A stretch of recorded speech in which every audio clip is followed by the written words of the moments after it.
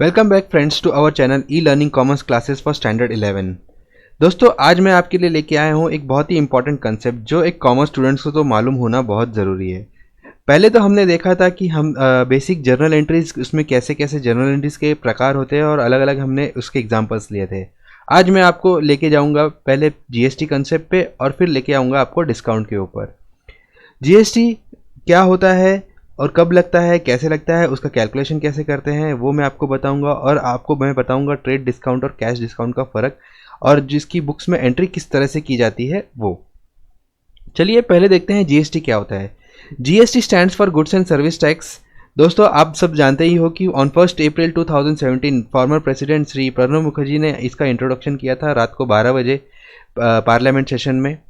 और इस टैक्स के आने के साथ ही बहुत सारे टैक्सेस एक साथ ही निकल गए थे, जैसे कि एक्साइज, वैट, एंटरटेनमेंट टैक्स। जो भी एंटरटेनमेंट टैक्स आपने अगर जब टिकट खरीदी होगी कोई मूवी की तो आपने देखा होगा उसमें एंटरटेनमेंट टैक्स लगता था पहले, अब उस पर जीएसटी लगता है। ये सारे इनडायरेक्ट टैक्सेस को सब्स्यूम करके या फिर एक साथ मिला के एक ही टैक्स गवर्नमेंट ने लाने की कोशिश की है जिसका नाम है जीएसटी, जो कि गुड्स एंड सर्विस टैक्स के नाम से भी हम जानते हैं।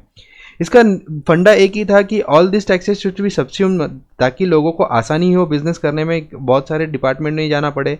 और इसका एक ही मोटो था कि one nation one tax one market, यानी क्या एक देश में एक ही तरह का टैक्स लगे और सब एक ही मार्केट में एक जैसे ही काम करे। इस तरह से इसका मोटो लेके ये जीएसटी लाया गया था। अब मैं दिखाता हूँ आपको टाइप्स ऑफ जीएसटी, कैसे अलग अलग जीएसटी को बाइफरकेट किया गया है। भले हम उसे वन नेशन वन टैक्स कहें, लेकिन इसे बाइफरकेट किया गया है स्टेट टैक्स में, जो कि हम सेंट्रल जीएसटी के नाम से जानते हैं। सेंट्रल गवर्नमेंट टैक्सेस में सेंट्रल का टैक्स डिफरेंट है, स्टेट का डिफरेंट है। सेंट्रल सीजीएसटी के नाम से जानते हैं, मतलब सेंट्रल जीएसटी। स्टेट का स्टेट गवर्नमेंट के जीएसटी से जानते हैं, जो कि है स्टेट जीएसटी। इंटीग्रेटेड जीएसटी यानी जो भी ट्रांजैक्शन एक स्टेट से दूसरे स्टेट के बीच में होता है उसके लिए हम इंटीग्रेटेड जीएसटी यूज़ करते हैं। उसका मैं आपको और आसान आगे बताऊंगा कैसे करते हैं। यूनियन टेरिटरी जीएसटी यानी जो भी केंद्र शासित प्रदेश है जैसे दमन एंड दीव, वहाँ पे लगने वाला टैक्स है वो यूटी जीएसटी है। और सेस जो कि बड़े बड़े आइटम्स पे, लग्जरी आइटम्स पे लगता है जैसे कि कार। तो इस तरह से ये जीएसटी का रेट्स अलग अलग टाइप डिफाइन किया है जीएसटी में, और इसी तरह से इसके रेट्स भी डिफाइन किए गए हैं। Rates of GST.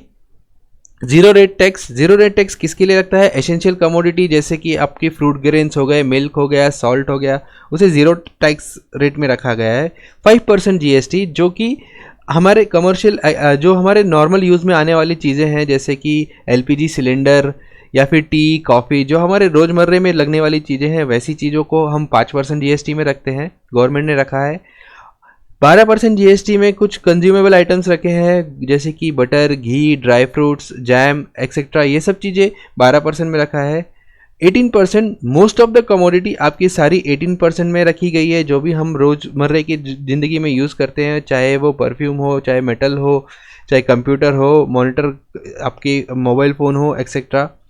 और 28% जीएसटी में लग्जरी आइटम्स जैसे कि मोटरसाइकिल, एसी, वॉशिंग मशीन, जो कि लग्जरी से रिलेटेड है, वो सारी चीज़ें 28% में आती है। अगर आप 5 स्टार होटल में खाना खाने जाओगे तो वहाँ पे आपको ये 28% का जीएसटी रेट लगेगा। दोस्तों अब मैं एक कंसेप्ट लेके आया हूँ आपके लिए, इनपुट एंड आउटपुट टैक्स, जो आपको एज अ स्टूडेंट तो मालूम होना ही चाहिए ताकि आपको आपके बिजनेस में इसका इस्तेमाल करने आना चाहिए। और साथ ही साथ एग्जाम पॉइंट ऑफ व्यू से भी अगर आपको ये पता हो तो आपको अपर हैंड होगा आपके एग्जाम में। तो देखते हैं इसे एक एग्जाम्पल के तौर पे समझ लीजिए। ये इनपुट टैक्स और आउटपुट टैक्स क्या होता है, ये इसके लिए कैलकुलेट किया जाता है ताकि हम अपना जीएसटी कितना बकाया है या गवर्नमेंट को कितना पे करना है एक नॉर्मल बिजनेसमैन को अपने नॉर्मल बिजनेस रूटीन से, उसका कैलकुलेशन है। उसे हम एग्जांपल के तौर पे लेके आए हैं। सपोज कीजिए आपने परचेज किया है गुड्स 10,000 का with GST 18%। Intra state transaction है। इंट्रा स्टेट ट्रांजेक्शन यानी जिस स्टेट में आप रहते हो उसी स्टेट में आपने परचेज किया है। यानी आप अगर महाराष्ट्र में रहते हो तो आपने गुड्स आपने किसी से जो खरीदा है वो भी महाराष्ट्र में ही रजिस्टर्ड डीलर है, उसी से आपने खरीदा है। तो उस कंडीशन में कैसा उसका कैलकुलेशन वो अपने बिल में करेगा। 10,000 का आपको माल दिया उसने उसमें इनपुट जीएसटी लगाया उसने 9% ऑफ सीजीएसटी और 9% ऑफ एसजीएसटी, यानी टोटल मिलाएंगे तो हो जाता है वो 18%, और उसकी हम ग्रॉस टोटल करें तो वो हो जाता है 11,800 रुपये। यानी आपको 10,000 का माल 11,800 में मिला विथ इंक्लूडिंग टैक्स। अब सपोज कीजिए आपने यही माल 15,000 में बेच दिया एट 18% जीएसटी। अब इसका कैलकुलेशन कैसा होगा? आपने माल 15,000 का बेचा, उस पर 9% जीएसटी लगाया जो कि होता है 1,350 रुपये output GST of central government, और output GST of state government आपने लगाया 9%, वो भी होता है 1,350, यानी 9 + 9 = 18%, और ग्रॉस अमाउंट हो जाती है 17,700 रुपये। अब इसमें आपको देखना है कि आपको गवर्नमेंट को जीएसटी कितना भरना है।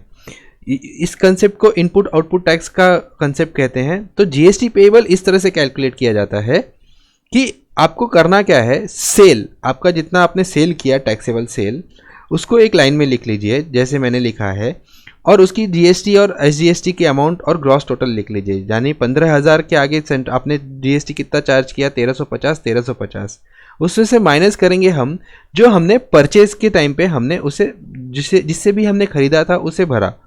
तो उसमें से हमने 10,000 के ऊपर जो जीएसटी लगा 900 + 900, वो 1,350 - 900 = 450। अगेन एसजीएसटी में 1,350 - 900 = 450। यानी आपको गवर्नमेंट को कितना भरना है, 450 + 450 900। आपको जीएसटी जो भरना है आपके गवर्नमेंट को वो है 900 rupees.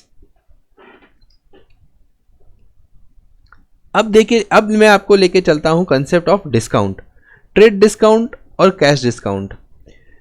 Trade discount generally books में उसकी रिकॉर्डिंग नहीं की जाती, लेकिन आपको जानना ज़रूरी है कि ट्रेड डिस्काउंट किसे कहते हैं। जैसे trade discount on printed list of price of goods, आपने देखा होगा कहीं कहीं होर्डिंग लगी होती है कि एमआरपी 600, उसको कट करके लिखा होता है एमआरपी 500, यानी क्या 100 रुपीज़ का ट्रेड डिस्काउंट दिया जा रहा है अगर आप माल खरीदोगे तो अगर आप जब अपनी बुक्स में इसकी एंट्री करोगे तो आपको डिस्काउंट की एंट्री नहीं करनी है, आपके परचेज में डायरेक्टली 500 रुपीज़ से एंट्री करनी है। यानी क्या परचेज अमाउंट आपकी 500 की अमाउंट से एंटर होगी और कैश की अमाउंट 500 से। इसमें कैश का डिस्काउंट का कोई भी एंट्री नहीं होगा। लेकिन ट्रेड डिस्काउंट क्यों दिया जाता है? ताकि लमसम सेल एक साथ बढ़ाया जा सके, प्रमोट किया जा सके सेल को, इसलिए ट्रेड डिस्काउंट दिया जाता है। और कैश डिस्काउंट क्यों दिया जाता है? ताकि आपने जब माल खरीदा है और उसका पेमेंट अगर सामने वाली पार्टी को तुरंत चाहिए या फिर जल्दी चाहिए तो वो आपको प्रमोट करता है कि कैश पेमेंट आप जल्दी कर दो तो मैं आपको कुछ % का डिस्काउंट दे दूंगा। जब ऐसे कोई डिस्काउंट आप लेते हो कैश डिस्काउंट में तो उसकी एंट्री हमारे बुक्स में भी की जाती है। अगर आपने कैश डिस्काउंट दिया है तो वो आपका एक्सपेंसेस होता है और आप उसे डेबिट करते हो। अगर आपको कैश डिस्काउंट मिला है यानी आपने जल्दी पेमेंट किया है आपके सप्लायर को, तो उसने आपको कैश डिस्काउंट दिया होगा तो वो आपका इनकम होता है और उसे आप क्रेडिट करते हो। दोस्तों आई होप आपको ये समझ में आया होगा आज का कंसेप्ट जीएसटी का और डिस्काउंट का। अगले इसमें मैं लेके आऊँगा simple sums of journal entries, ताकि आपको समझ में आए कैसे जर्नल एंट्रीज की जाती है, और उसके बाद हम लेके आएंगे एक कॉम्प्रिहेंसिव सम जिसमें आपका पूरा चैप्टर कवर हो जाएगा। तब तक के लिए दोस्तों thank you and keep watching our video. Thank you so much. क्या आपको टेक्स्ट बुक के दिए हुए क्वेश्चन की चिंता सता रही है? क्या आपको इस बात की चिंता है कि आप एग्ज़ाम के पहले अपना पोर्शन किस तरह से रिवाइज कर सके? तो यह है उसका सॉल्यूशन। हम लेके आए हैं 11th स्टैंडर्ड अकाउंट्स के लिए नोट्स एंड गाइड, जो आपकी टेक्स्ट बुक के दिए हुए क्वेश्चन को तो सॉल्व करेगा ही, साथ में आपको मिलेगा इंपॉर्टेंट क्वेश्चन जो आपके एग्ज़ाम के लिए ज़रूरी है। और इसमें आपको मिलेंगे कुछ कॉम्प्रिहेंसिव सम्स जो आपको एग्ज़ाम के कुछ मिनटों पहले रिवाइज करने के लिए आसानी होगी। तो दोस्तों अगर आपको चाहिए आपका नोट्स एंड गाइड तो क्लिक कीजिए नीचे दिए हुए डिस्क्रिप्शन पे और पाइए आपकी खुद की कॉपी।